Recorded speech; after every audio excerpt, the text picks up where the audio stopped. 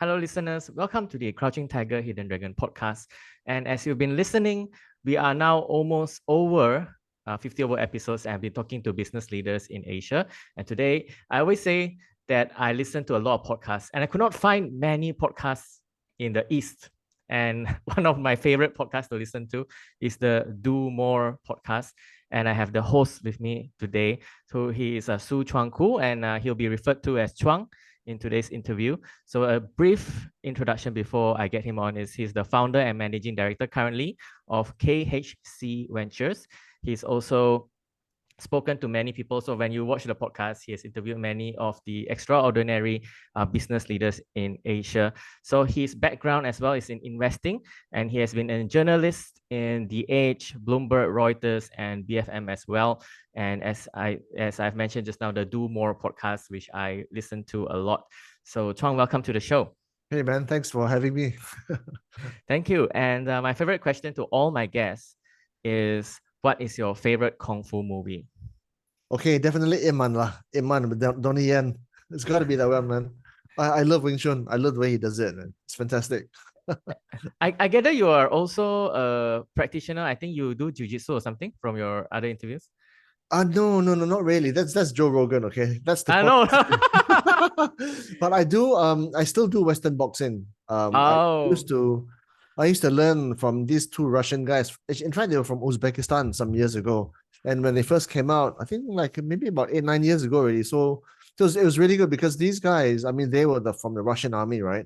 So I learned the basics and the Russian boxing training styles. And then like about maybe 4 or 5 years ago, I started to just train by myself.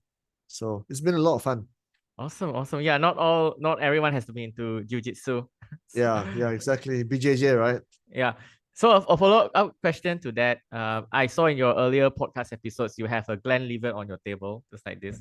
So my second question to you is like, what is your favorite whiskey? So maybe I pen to some of my whiskeys. Oh, my whiskeys are not there anymore.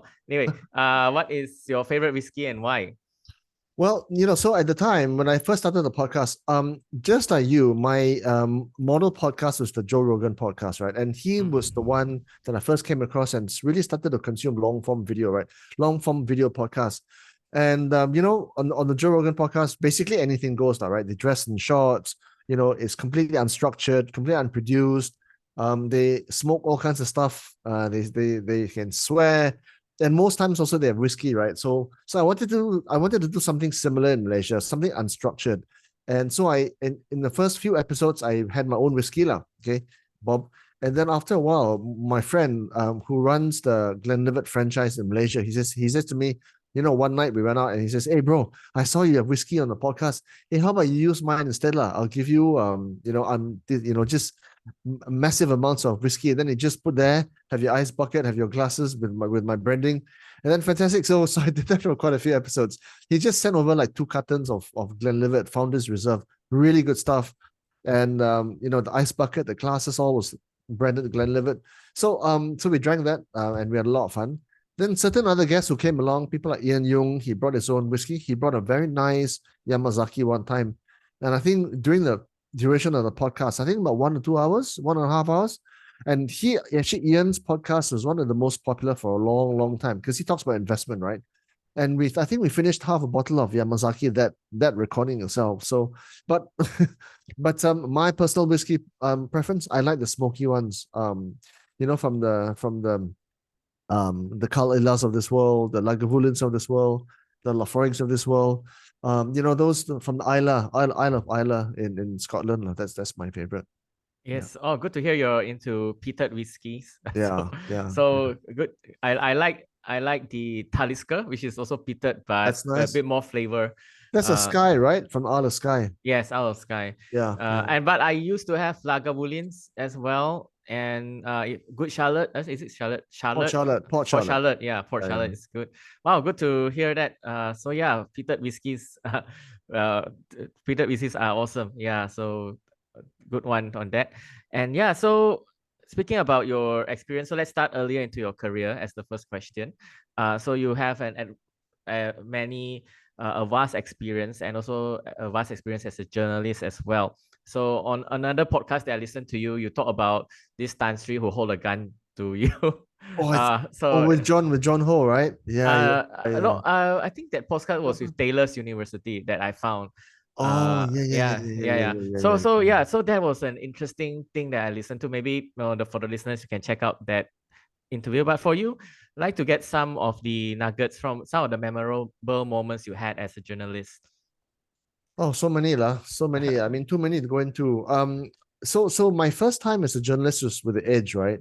And I joined the Edge after a couple of years in the corporate world. I had my first job was an Arab Malaysian merchant bank as an internal auditor. Then that didn't quite work for me because it was just not my thing, not my culture. Then I went to KPMG, Pete Marwick, and then I was a tax officer for about a year. Again, from a cultural standpoint, doesn't work for me lah. So then my sister says to me one day, and this is in the late 90s, she says to me, "Hey, why don't you go and talk to Hoketat of the Edge? You know, he's just started a new financial publication, the weekly, and see whether you like it or not lah." So I went along there, had a chat with him, and he offered me a job. So I took it. And the world of the media, reporting, financial media really blew my mind. I really loved it. I love the freedom to structure your own stories.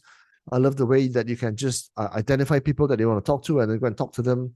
I love the access that it gave me. So the Edge was really my first foray into the media world. And to be honest, being a journalist, although it doesn't pay so well, it's quite a fulfilling job because you are kind of like one of the pillars of a democracy, right? In the West, they call the media world the fourth estate. So you, in the media world, in the democracy, you've got the legislature, the executive, the judiciary, and then the fourth leg is the media. And the media keeps society in a way that's the conscience of the society lah. Without the media, you don't have these scoops or exclusives on corruption, bribery, scandal, all this nonsense that the perpetrators do lah, right? So it was really good, and if you felt like you were doing something worthwhile as a journalist, so a lot of stories lah, bro. I don't know where to start. Obviously being held a pistol to for a story that I wanted to write about this tycoon that had like 30 million ringgit worth of stock market lawsuits on him. I went to his office and I said to him, "Hey, Tan Sri, I've got these documents from the stockbroking houses. I'm going to run a story. I want your comment." So then he says to me, "Hey, young man, come over and sit down." And, then he says, "Hey, you're still young, no need to waste your life on doing a job like this." And then he hiked up his trouser leg. He had a little mini pistol inside there.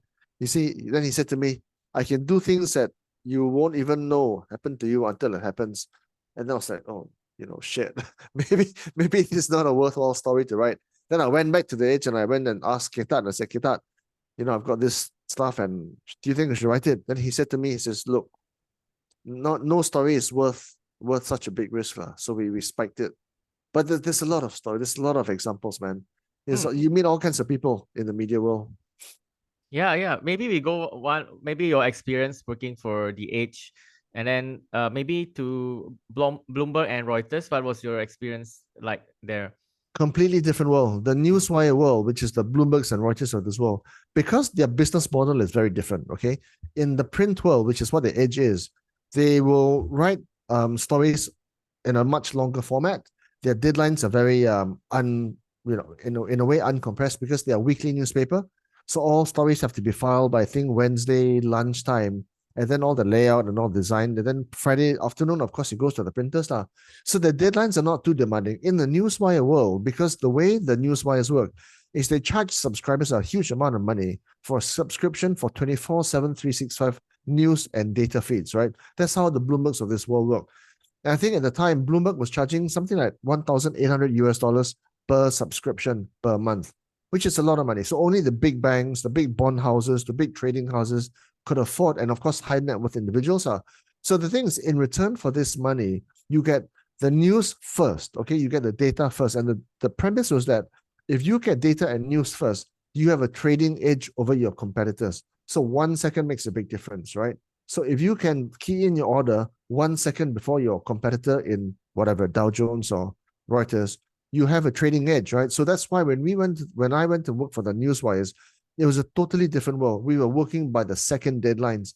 So that's why when you go and cover a story, you go and talk to the newsmakers, the spokespeople, you file stories on the fly and it hits the wire immediately. So it was a totally different world to me. From the print world to the newswire world, it's like miles and miles apart.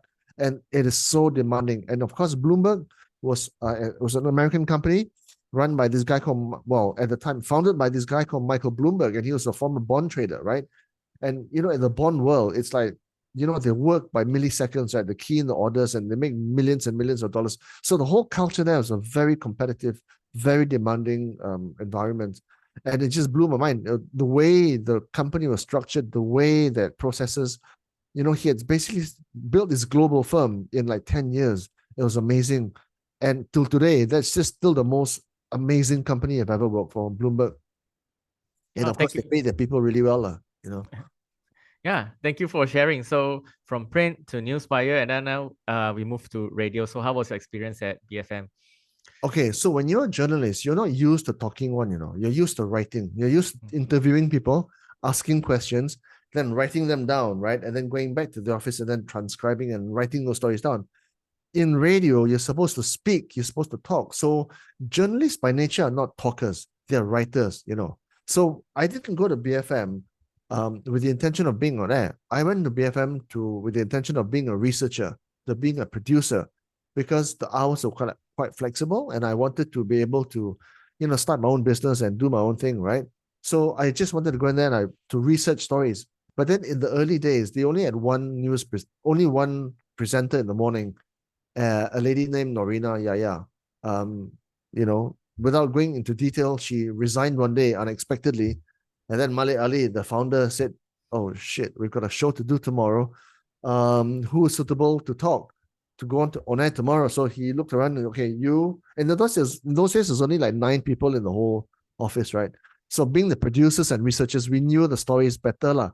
So he looks at me, he goes, "Okay, Chuang, you're the former journalist. Okay, you're on air tomorrow.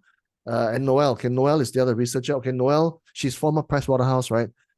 Strategist and consultant." And then she's, "Okay, both of you're on air tomorrow." It was terrifying, okay? We were not used to talking. We were stuttering on air. We were like having mind farts, and it was just brilliant. But then over time, you get better and better and better and better. And then after a while, it becomes smoother, lah.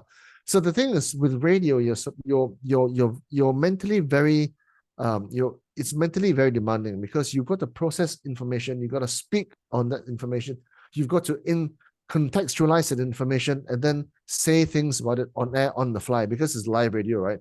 There's no script. I mean, there is a script, but if you follow the script, it's not nice.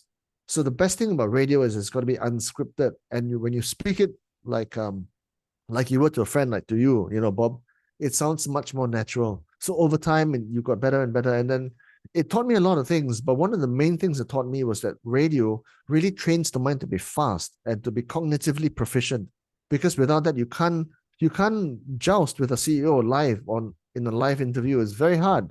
You've got to take what he says, listen, process, and then reply with something else, whether it's a follow-up question, whether it's a next question, whether it's you go in a different direction or to extrapolate. It's very demanding, but it's also a lot of fun, because he's speaking to literally hundreds of thousands of people live every morning.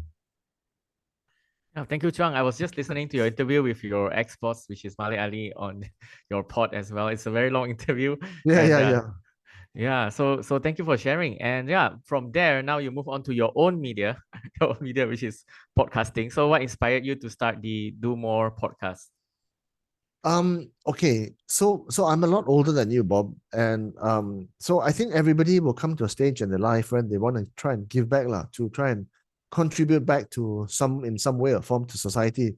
So to me, I think most people there's only 2 paths, right? Either you contribute with money, with philanthropy and charity, or in most cases, like for example, me, I'm not that rich, right? So I don't give money, right? But what I thought I could give was information. So I've got all these people that I knew through the years as a journalist, and my pitch to them was basically this: hey, I would say to them, "Hey, bro, you've done well in life. You made your money. Now come and share your principles with the whole world, so that they can learn from you, and hopefully make less mistakes with their lifestyle, whether it's with starting a business or managing their money." I think till today, a lot of people, they don't know how to manage their own money, and I think till today, I think a lot of people are still stuck in their jobs, either because they're too afraid to leave those jobs, or because they don't know what to do. But so to me, a couple of interesting themes was entrepreneurship, which is basically being your own boss, having control of your life, and investment, which is basically your liquidity, your capital position, which allows you to lead the life that you want. Money doesn't make you happier necessarily, but it gives you a lot more options. And investing is one of the main ways that you get there. Then, of course, the third leg was what I used to call leadership. Basically, people who are doing fun things with their lives, right? People like Yusuf Hashim, who would be traveling to bucket list places for the last 25 years. People like Jumina Huang, who rode from Singapore to England on a classic Vespa when she was only 24 years old. And her Vespa was a 1966 Vespa because she was poor, right? But she wanted to see the world. There's so many cases. People like BK Lim, who rode from Downing Street in Penang to Downing Street in London with 9 other guys. The youngest guy was 65 years old. The oldest guy was 78 years old. They rode from Penang to London on Cup Jais, EX5s. And they were all grandfathers. So a lot of these stories, and I wanted to talk to these people to inspire people to start their own business, to do amazing things with their lives, to invest their money wisely. So I did this podcast to give back to people. So I don't have a commercial priority to this podcast. The commercial priority is secondary. To me, it's information to the world, which I hope they can use it to their advantage. Thank you, Chuang. I'm an avid listener of the podcast, and still, I remember my first episode that I listened to a few months ago was the founder of not founder, but the heir of Yuan Sang. And then from there, Richard, many other episodes as well, including there's one episode with Natalie Sid, I believe. It was a good episode as well.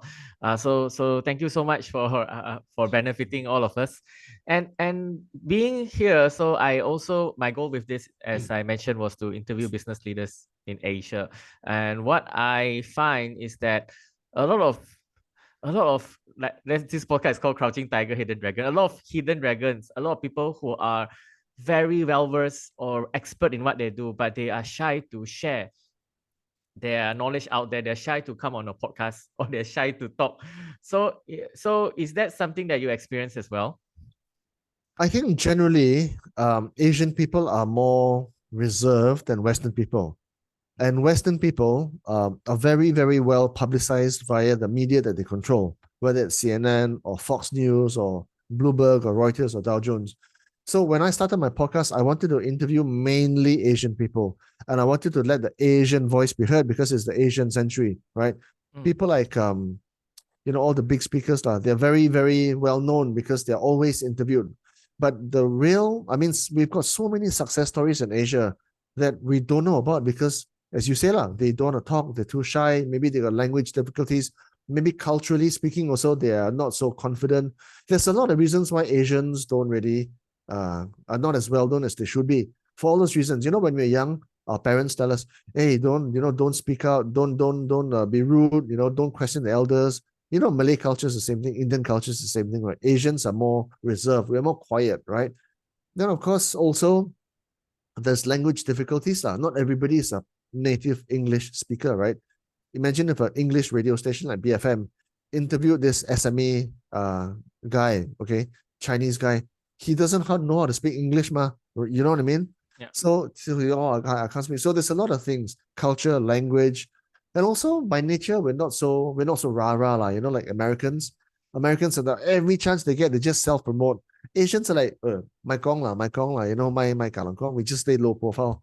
Then of course, in Asia, the specter of kidnapping and extortion and maybe even tax, right? Tax authorities. So they want to, hey, don't let people know that we're doing so well. So the tax guys don't come on. You know what I mean? So all those reasons lah. Yeah, but I felt that like you, I felt that Asians really need a voice. So that's why when you see my podcast, almost everybody there, in fact, so far, all of them are Asian people. No masale at all. And maybe if I ask this as a podcaster, my podcast now is solely through Zoom, as we are expressing now. I see that you have a good setup. You have a studio and you talk, or maybe it was in another studio. So what was the decision being made to do it live? Live is always much better because that's when you realize, when on BFM, right? When you do a live interview with a live host and the person is sitting opposite you, you can feel the other person. There's that chemistry thing going, the body language thing. It's not just what they say, it's how they look and sound while they're saying it, So you can read each other from body language and you get that interaction, which is at least 3 or 4 levels more deep than you would through a screen interview like what we're doing now. I can't feel you can't feel me. You know what I mean, right? Yes. So that's why when I did my podcast, I had an office for my own company, and there was a lot of space which I was not using at all. So I said to myself, okay I'll just convert part of it, put in some paintings, put in some Lego, hire a camera crew, and then just and then do a live interview. And it was amazing. I mean, all these big shots that came, people like Bramal of Creator, people like Teng of Afin Huang, people like Chandra Nair, none of them asked me, hey, what's your subscribers? How many views do you get? They never asked me, because my pitch to them was, bro, come and share your principles so that you can help other people. And once you say you help other people, they're willing to give their time on. And Bramal, he's like this private equity legend person, right? I don't know how much money he's worth, but he's worth a lot, okay? He came alone, no PA, no bodyguard, no driver. He just came by himself. He said, hey, bro, how are you? Just shake hands and then sat down and gave me 2 hours of his time. It was brilliant. Wow, that Yeah, is so the live studio is very, very important. I aspire to do that someday. Logistically now I'm doing it through Zoom, but yeah, definitely one day I want to do that as well. So thank you for sharing that. And most of your podcasts, I know you're a bit free flow when it comes to the conversations, like Whiskey. But do you have like some sort of preparation for your guests? I consciously, at the start of this whole journey, did not want to do a script or production, because when I do a corporate interview on BFM, everything is highly researched. I was prepared 150% every time. And the reason is this, especially for public listed companies, the content is there, the information is all there. And for me, when you do a hard-hitting corporate interview, you've got to keep the CEOs accountable, because they are basically custodians of public shareholders' funds, right? But that was a hard-hitting corporate interview. For the Do More podcast, there's more information, more discovery, more inspiration, more sharing. So from that perspective, I did not want to have any structure. I would just say, let's have a chat. Then if anything, in the first 20 minutes or the first 30 minutes, I have to sit down, have a cup of coffee with the person, maybe have a glass of whiskey, and then just say, hey, so where do you think we should go with this? And then, okay lah, start recording. So it's very unstructured. So I consciously wanted to have it unstructured. But in the last maybe 10, 20 episodes, I've gone a little bit of structure now, because sometimes it goes way off, and then it goes to, I don't know where it goes to, right? So in the last 10, 20 episodes, I've become a little bit more structured, but not a lot lah, like tiny bit only lah. I kind of like know where I want to go, and that's it. Yeah. Thank you for that. Yeah, it's structured. I think it's a mix, right? You have a structure, but you still make it more conversational as well. Yeah. So moving on the podcast side, right? So you said your guest didn't ask you what subscribers, etc. And a lot of good information there. And is there something that you doing so many episodes? How many episodes roughly are you at right now? I've got about 140 videos on YouTube. But I think actual interviews only about maybe 80, 90, 70 or 80. No more than that. And because I've done a lot of like short forms, and I've done a lot of like cuts and basically edits of them. So the actual number is actually a lot lower, maybe 80 or 90 only. Yeah. So from those 90 interviews, is there something that you learned that stands out for you, because you have so many amazing guests as well?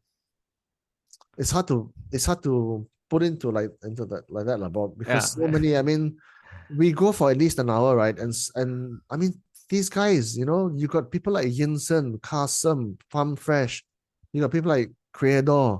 I mean, these guys are like at the top of the game, and the kind of principles they impart to you is like, cannot remember, there's so much content there.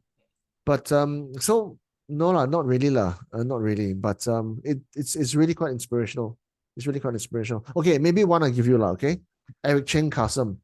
Eric Cheng Kasem, he failed so many times, and he was basically this guy who like was considered even a loser by his friends and by his family, until he was well into his 20s. Okay, well into his 20s, he was gaming at home.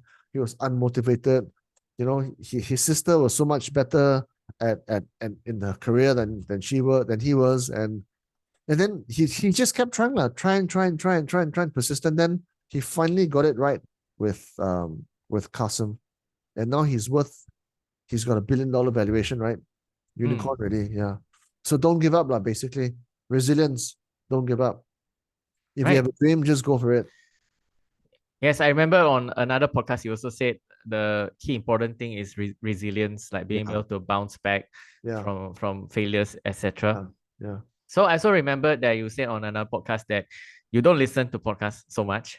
I do, actually. I'm a huge podcast listener. At the time, maybe, but now I'm like all the time.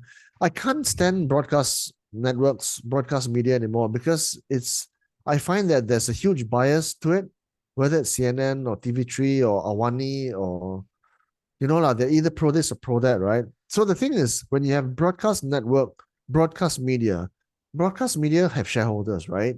And they got controlling shareholders, which means that even at a subconscious level, the people who produce those shows and who are presenting those shows reflect the principles of the owners, whether subconsciously or whether they're told to by the owners.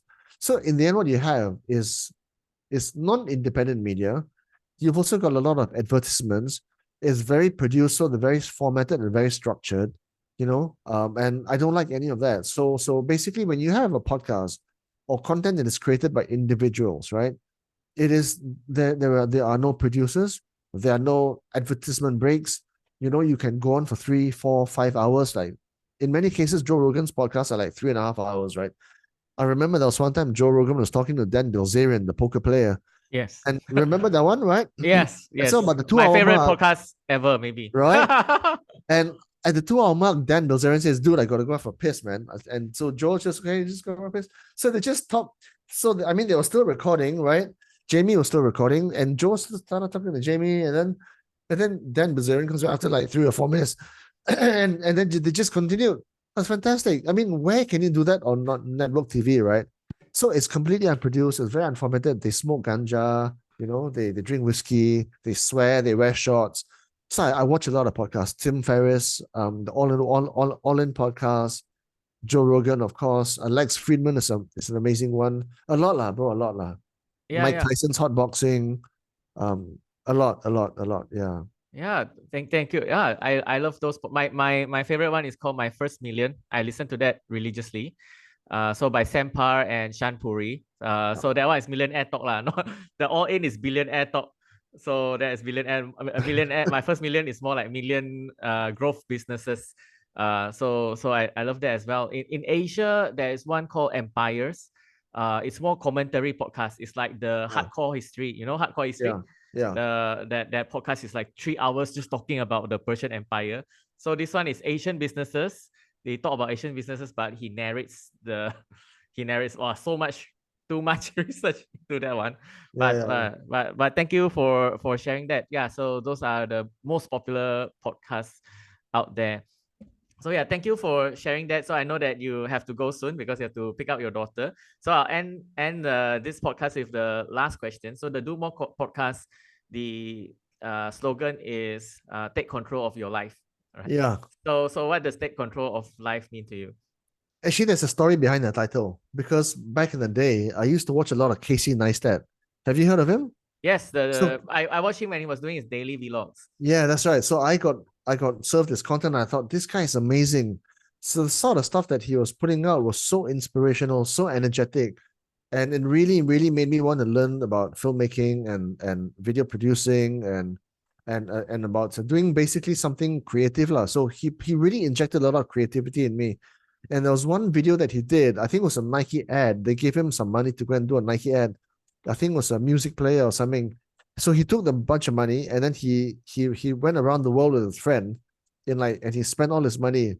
So I think the ad was for a Nike watch or like some Nike product fitness tracker. So he just basically filmed the whole journey. And in one of the clips in that video, I think it got like 20 million views or something. He had tattooed "Do More" on his elbow, because he's a big productivity guy, right? He makes the most of his time in any given day to have the most return on his time, because he came from very humble beginnings. He was a very poor guy when he was growing up. So then he wrote "Do More," and I said, shit, that's interesting. So do more, but it can be anything. It can be do more with your career, do more with your family, do more for your personal health, do anything, but do more of it. Don't waste your life because you only got one chance. And I also added take charge of your life because I see a lot of people in my circles, they outsource a lot of things which are critical in their life. They outsource, for example, if they're very busy, the care of their children, right? They entrust their children with these maids or these helpers from these countries that they don't even know. I mean, when you hire someone, you do character checks and you do background checks, right? But this for a job in your company, you know. But you're gonna give your child, your infant child, to a maid who maybe 2 months ago you don't even know where they came from. You don't know what village they're from. You don't know what their family are. Maybe I don't know what motivations they have. So one thing that people do a lot of is they outsource the care of their children to maids or to boarding schools or to public schools or whatever, right? That was one thing for me. And then the other thing that people also outsource a lot of is their retirement. Okay. People think that, oh, I just contribute to EPF. I put a bit of money in unit trust, cukup already. No, you have to know how to invest your own money. You have to know how the investment world works because you cannot outsource your financial retirement, your retirement to another third party. The data shows it. Professional fund managers fail to beat the index 8 or 9 times out of 10. Only 1% beat the market on an average basis over the long term. You cannot expect that they will take care of you because they take care of themselves first, right or not, right? So in these two critical areas, they outsource it. And then what else do? They outsource their health, their fitness, you know, to gyms or to instructors, and they don't know how to take care of themselves. They don't know how to take care of their bodies or their mental health. So Malaysians generally, they haven't, I mean, they might seem to be very capable people, but they've outsourced many critical areas of their life, which I thought maybe should be relooked at lah. So that's why I called it Do More, Take Charge of Your Life. Oh, that is so inspiring. Yeah. So I love that. Yeah. So it's taking the time just to read about it. Absolutely. And people work too hard, right? They give all their time and their health to their businesses or to their careers. And they suffer elsewhere. They suffer because they don't learn about investing. They suffer because they don't spend time with the children. And they suffer because they don't look after their mental health and their body, their physical health. So I think more balance is important, lah. Right. Money ain't everything, man. You know what I mean? All right. Thank you, Chuang. That is a good end to the podcast. Thank you so much for being here. And yeah, please follow Chuang. I actually connected with him on LinkedIn. So subscribe to Do More Podcasts. Search for Do More Podcasts on YouTube and on LinkedIn. Chuang is on LinkedIn as well. So thank you so much, Chuang, for being here. Hey, thanks, man. Thanks, Bob. Thank you. Cheers.